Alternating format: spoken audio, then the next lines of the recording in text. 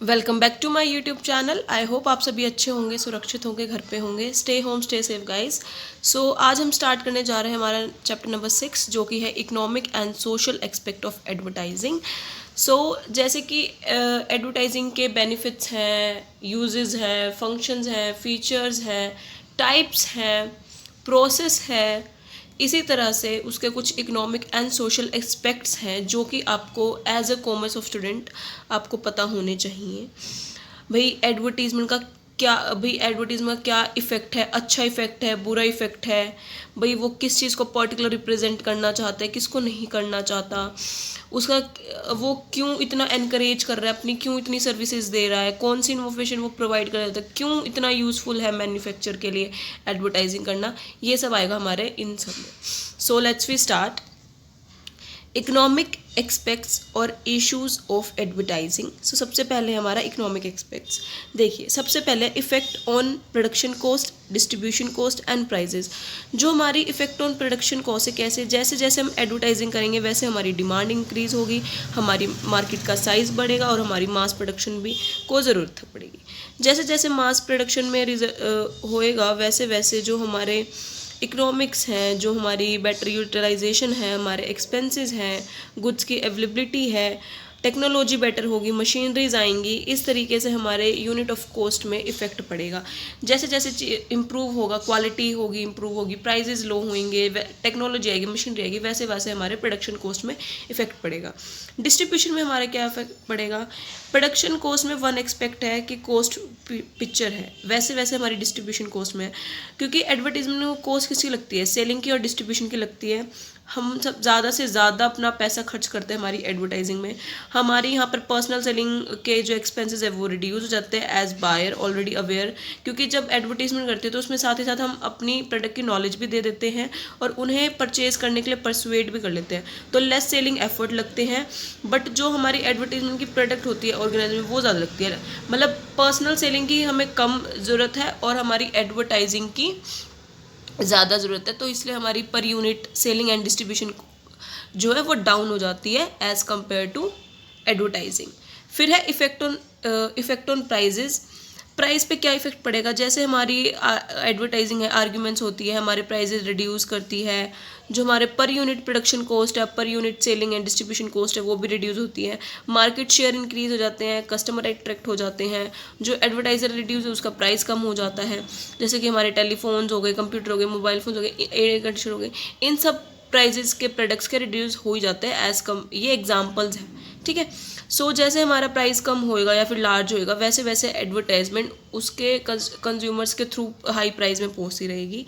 और जो हमारी रिपीटेड एडवर्टाइजमेंट है, जो हमारे पॉपुलर ब्रांड है, जो ब्रांडेड है, वो तो ऑलरेडी हाइयर प्राइस होते हैं, जिससे हमारी उनको स्टेटस मिलता है, उनकी प्रेस्टीज ज़्यादा बढ़ती है, और जो ब्रांडेड प्रोडक्ट है उसको हम इमोशनल अपील के साथ दे के हम उनका हाइयर प्राइस में उन्हें सेल कर सकते हैं।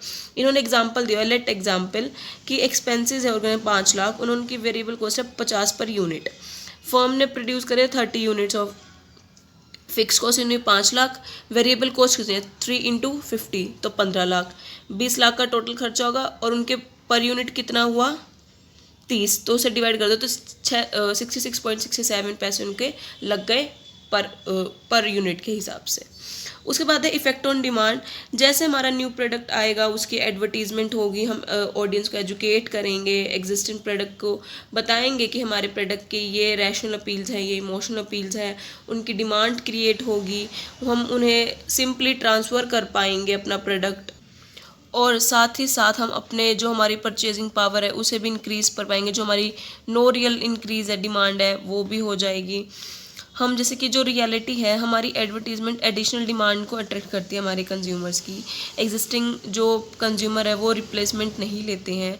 अबाउट हायर प्राइजेस, जो हमारे नंबर ऑफ पर्सन है जो कार यूज़ करते हैं, एयर कंडीशनर यूज़ करते हैं, लैपटॉप मोबाइल यूज़ करते हैं, उनको उनका इंक्रीज ज़्यादा, उनको मैनिफोल्ड करना बहुत ज़रूरी है, जिसकी वजह से एडवर्टीजमेंट हमारी डिमांड क्रिएट करती है। इफेक्ट ऑन कंपटीशन, हमारा कंपटीशन पे भी काफ़ी ज़्यादा इफेक्ट पड़ता है, जैसे कि मैं आपको बता चुकी हूँ ऑलरेडी। जो एडवर्टाइजिंग प्रमोशन कंपटीशन है वो हमारे ब्रांड्स को, सेम ब्रांड्स की एड्स करते हैं।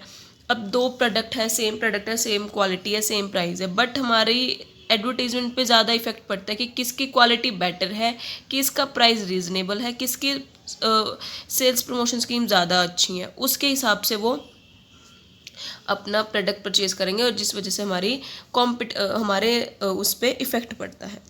उसके बाद है effect on consumer choice. Consumer choice भी काफ़ी फेवरेबल होती रहती है, कभी कहीं वो भटकती रहती है, मतलब उनका जो मन है कहीं कहीं इर्द गिर्द घूमता रहता है, इर्द गिर्द। तो जैसे जैसे हम अपनी ब्रांड्स की इन्फॉर्मेशन देंगे, उन्हें बताएंगे कि हमारे फीचर्स ये हैं, हमारे प्राइस ये हैं, हमारा प्राइस इधर इधर अवेलेबल है, आपके लिए सूटेबल है, आपको निराश नहीं करेगा, एडवांटेजेस हैं, तो इस हिसाब से उनकी चॉइसेस पे भी काफ़ी फ़र्क पड़ता है। Effect on business cycle. Business cycle का क्या फ़र्क है, जो हमारी बिजनेस साइकिल है, बूम पीरियड है, रिसेशन पीरियड है, रिकवरी पीरियड है, तो यहाँ पे हमारी सेल्स इंक्रीज डिक्रीज होती रहती है according to our brands, to our seasonals. तो उसके अकॉर्डिंग हमें अपनी एडवर्टीजमेंट्स को मतलब करना चाहिए और हमें अपना ध्यान रखना चाहिए कि हमारा इसका इफेक्ट हमारी एडवर्टीजमेंट पे ना पड़े। फिर है नेशनल इनकम। नेशनल इनकम का क्या, जैसे जैसे हमारी इंडस्ट्रियल एक्टिविटीज़ बढ़ रही हैं, हमारा एग्रीकल्चर ग्रोथ कर रहा है, सर्विस सेक्टर कर रहा है, एक्सपोर्ट कर रहा है, वैसे वैसे हमारी नेशनल इनकम भी इंक्रीज़ हो रही है, जिसकी वजह से हमारा स्टैंडर्ड ऑफ लिविंग बढ़ रहा है और हमारे जो एडवर्टीजमेंट एक्सपेंस है वो वेस्टफुल होते जा रहे हैं। तो हमें उन्हें वेस्टफुल रिसोर्सेज ना बना के हमें अपना डिमांड और प्रोडक्शन को इंक्रीज़ करना चाहिए। और जो हमारे आर्ग्यूमेंट्स ऑफ क्रिटिक्स है वो एडवर्टाइजिंग को एडवर्टाइजमेंट करती है, प्रमोट करती है न्यू प्रोडक्ट को, एक्सपेंड करती है मार्केट को, बट नेशनल इनकम भी इंक्रीज़ करती है साथ ही साथ। क्रिएशन ऑफ यूटिलिटी, जो एडवर्टाइजमेंट है हमें सही टाइम पे, सही प्लेस पे और एक अच्छी क्वालिटी, एक यूटिलिटी के साथ देनी चाहिए, जिससे हमारी डिमांड क्रिएट हो ऑफ सीज़न में, जैसे कि सेल बता दें हम, इस तरीके से हमारे ऑडियंस के माइंड सेट में आपकी इमेज क्रिएट हो जानी चाहिए कि वो अच्छे ये है डिस्ट्रीब्यूटर, हमें हेल्प करेंगे, हमारा टाइम बचा रहे हैं, हमारा टाइम नहीं वेस्ट कर रहे, हमारे पैसे नहीं वेस्ट कर रहे, हमारे परचेज डिसीजन को सेव कर रहे हैं। और जो मैन्युफैक्चर है, कंज्यूमर डिस्ट्रीब्यूशन है, सेल्समैन है, इनका काम ही यही होता है कि वो अपनी क्रिएशन से उन्हें अट्रैक्ट करें। इफेक्ट ऑन एम्प्लॉयमेंट में बनेगा, जैसे जैसे हमारी डायरेक्ट और इनडायरेक्ट हमारी एम्प्लॉयमेंट्स के एवेन्यूज़ होंगे, वैसे वैसे हमें उनकी जरूरत होगी। डिज़ाइनर्स चाहिए होंगे, पेंटर्स चाहिए होंगे, मॉडल्स चाहिए होंगे, सिंगर्स चाहिए हो, वैसे वैसे हमारी वेरियस जॉब्स क्रिएट हो जाएंगी हमारे एम्प्लॉयज़ के लिए, और वो हमारी इंडस्ट्रीज़ में या फिर प्रमोशन एक्टिविटी में आके एक्टिविटीज़ में हिस्सा लेके हमारी पर्सनस में एक्टिविटी करके हमारी जो इनडायरेक्ट एम्प्लॉयमेंट है उसको जनरेट करेंगे।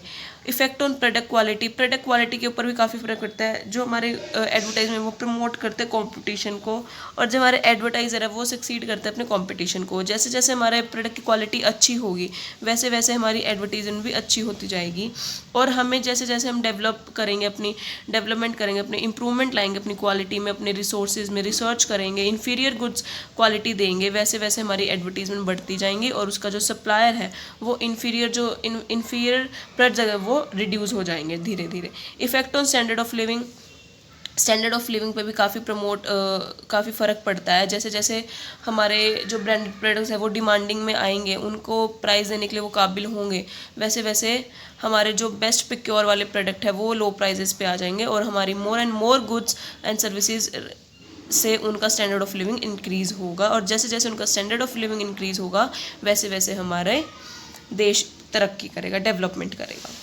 उसके बाद है हमारे सोशल एक्सपेक्ट। सबसे पहले अनट्रूथफुल एंड डिसेप्टिव एडवर्टाइजिंग। मैंने आपको जैसे बताया था कई बार मिसलीड एडवर्टाइजिंग भी होती है, फ्रॉडुलेंट ऐड भी होते हैं, जहाँ पे सिर्फ कस्टमर्स को अट्रैक्ट करने के लिए बुलाया जाता है, बट वो रियलिटी में पिक्चर्स नहीं होती हैं, मतलब कोई भी झूठ मूठ बोल के या फिर इलीगली कुछ भी दिखा के आपको अट्रैक्ट कर लेंगे और आपको वहाँ जाके वो ऐसी क्वालिटी नहीं मिलेगी, उसको हम कहेंगे अनट्रूथफुल एडवर्टाइजिंग। इफेक्ट ऑन कल्चर, अपने कल्चर पे भी काफ़ी फ़र्क पड़ता है, जैसे life style, values, customer morals.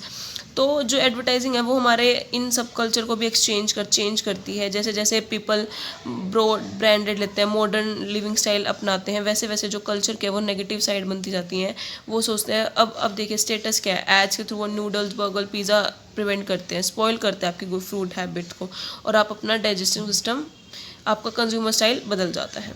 Effect on media, जो हमारे न्यूज़पेपर है, मैगजीन है, टीवी है, उन पे लोग अब बहुत ज़्यादा रिवेन्यू अपना एडवर्टाइजिंग पे करने लग गए, और जो न्यूज़पेपर अब 2 रुपये में सेल होने लग गया। तो आप देख लीजिए कितना, मतलब जो कॉस्ट ऑफ मीडिया कितना रिड्यूस हो गया, और कौन कौन से कॉमन मैन यूज़ कर, मतलब आज के टाइम पे एडवर्टाइजिंग मतलब फ्रीडम मनी, मतलब लोग पैसा मीडिया पे मतलब एडवर्टाइजिंग पे ज़्यादा डाल रहे हैं।